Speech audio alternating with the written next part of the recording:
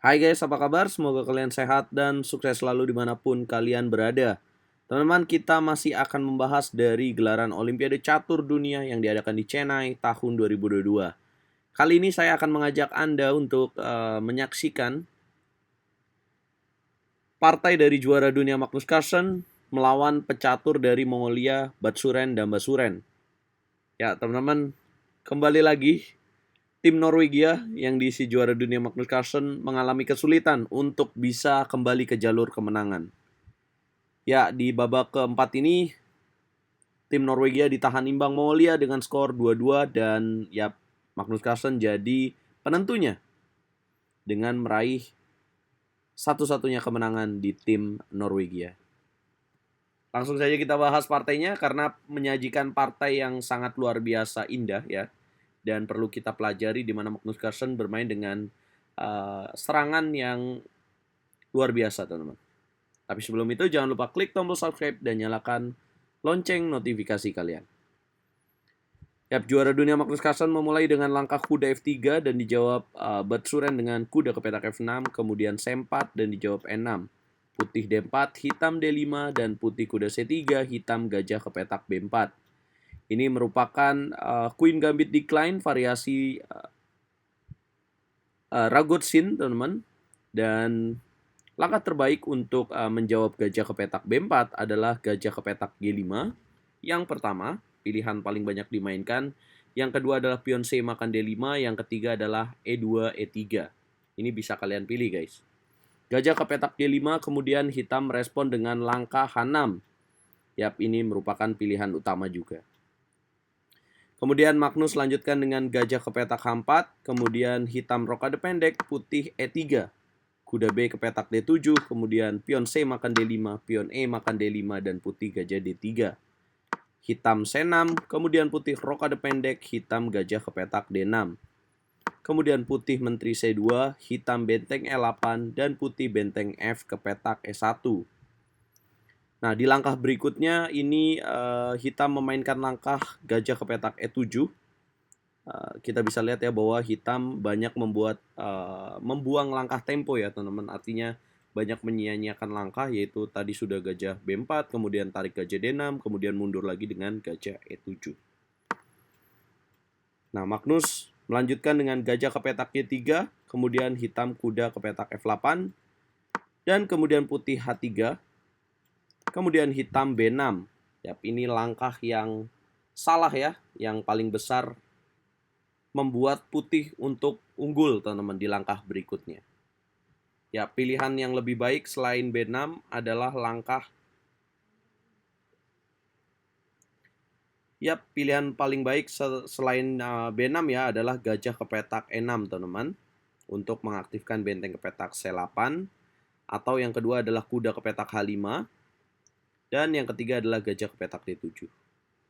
Ya, karena setelah langkah B6 Magnus langsung memanfaatkan keunggulan dengan mendobrak dari petak center, yaitu E3, E4. Pion D makan E4, Magnus kuda E4, kemudian gajah ke petak B7, blunder kembali dilakukan oleh Batsuren dan Basuren, karena harusnya dia memilih gajah ke petak E6, merelakan pion di petak C6. Kalau misalkan gajah E6 dan Magnus ambil pion C6, maka di sini Batsuren dapat memainkan langkah gajah D5. Ya, ini lebih baik ya, ketimbang Batsuren dan Basuren memilih langkah pasif dengan gajah B7. Karena di langkah berikutnya Magnus langsung mengambil inisiatif serangan dengan kuda E5. Ancam pion C6 juga memberikan tekanan pada pion F7. Batsuren kuda ke petak E6, dia tidak langsung makan pion D4, karena kalau misalkan makan langsung, maka Magnus akan gajah ke petak C4. Kalau misalkan kuda ke petak D5, maka akan ada kuda ke petak F3. Nah, menterinya kemana nih guys? Yap. Kalau misalkan kuda ke petak B4, maka akan ada menteri ke petak B3. Ini ancaman yang tidak terelakkan lagi. Oke, kita back to the game. Kuda ke petak E6, kemudian Magnus kuda makan kuda F6, skak, gajah F6, gajah ke petak H7, raja ke petak F8, dan benteng A ke petak D1. Kemudian hitam gajah E5. Ya, ini sebuah kesalahan ya kalau misalkan kuda makan pion D4, karena putih akan memainkan langkah menteri ke petak E4. Ya, ini dipinning. Kalau misalkan gajah makan kuda E5, kemudian gajah makan E5, ya ini merugikan ya buat hitam karena harus benteng makan gajah E5. Menteri E5, C5, dan ya unggul ini ya teman-teman ya, sepasang benteng, sedangkan hitam satu benteng. Menang kualitas. Oke, benteng A ke petak D1, gajah makan E5 dilakukan Batsurenda Basuren, dia panik ya. Dan langkah yang dipilih dengan gajah makan kuda E5 ini makin membuat keunggulan buat Magnus Carlsen makin besar. Karena dia selanjutnya pion D makan E5, kemudian hitam menteri ke petak E7 dan F4. Hitam C5, putih melanjutkan dengan F5, kuda ke petak D4, Magnus menteri F2. Ya, ingin mendobrak dengan F6, hitam menteri D7. Kalau kalian jadi Magnus Carlsen, teman-teman, apa langkah yang akan kalian pilih untuk merespon menteri D7, guys?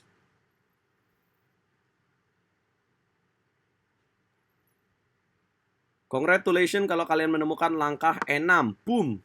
Ini yang kita perlukan, teman-teman, ketika kita sudah memiliki posisi yang unggul. Yap, langsung melakukan serangan. Kalau misalkan makan, jelas sekali ini merupakan sebuah blunder karena akan terjadi discover check ya, menteri akan jatuh.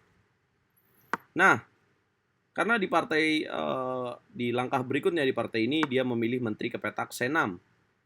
Kemudian Magnus gajah ke petak E5, hitam benteng A ke petak D8. Magnus lanjutkan serangan dengan mengincar pion G7. Kuda ke petak E2 dimainkan oleh hitam, benteng makan kuda, benteng makan benteng, dan raja ke petak H2. Hitam sayang sekali di sini tidak bisa memilih F6 untuk menjaga pion G7 karena putih akan melakukan gajah makan pion F6. Kalau misalkan dimakan, maka Magnus akan menghukum dengan pion E7 skak, benteng makan pion, dan checkmate di petak G8. Indah sekali bukan? Ya, akhirnya Batsuren dan Basuren, raja ke petak E7. Dan bisakah kalian tebak langkah untuk penutup permainan dari Batsuren dan Basuren untuk membuat dia menyerah, teman-teman?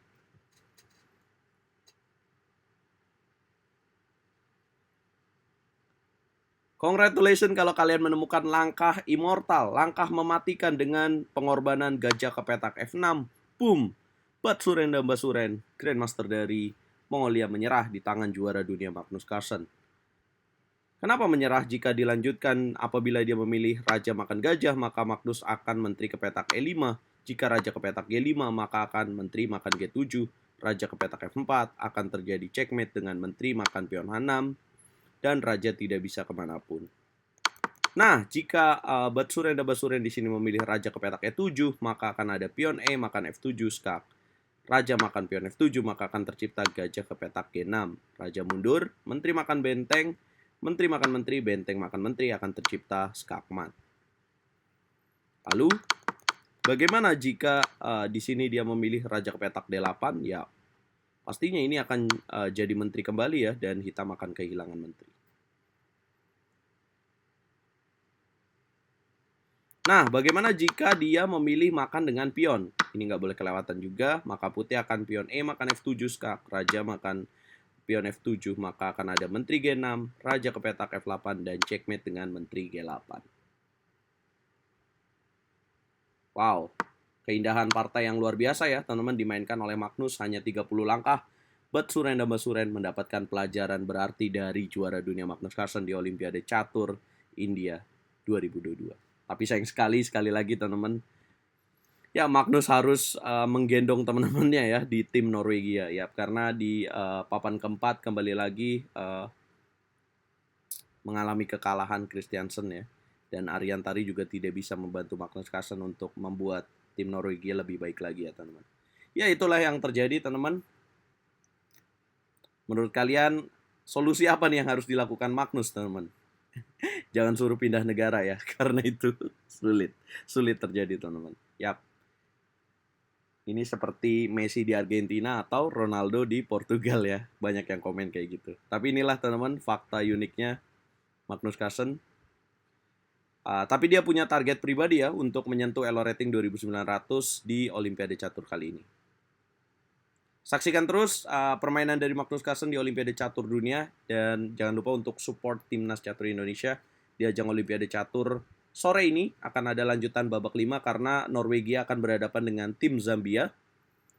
saya akan menjadi tim komentator di YouTube Chesscom Indonesia. Teman-teman, jangan lupa kita ngobrol di kolom komentar dan jangan lupa kasih tekan tombol like dan juga jangan lupa untuk subscribe dan nyalakan lonceng notifikasi biar aku terus semangat dan bisa menembus 24.000 subscriber. Catur Yes, Indonesia Jaya bosku. Gimana nih guys?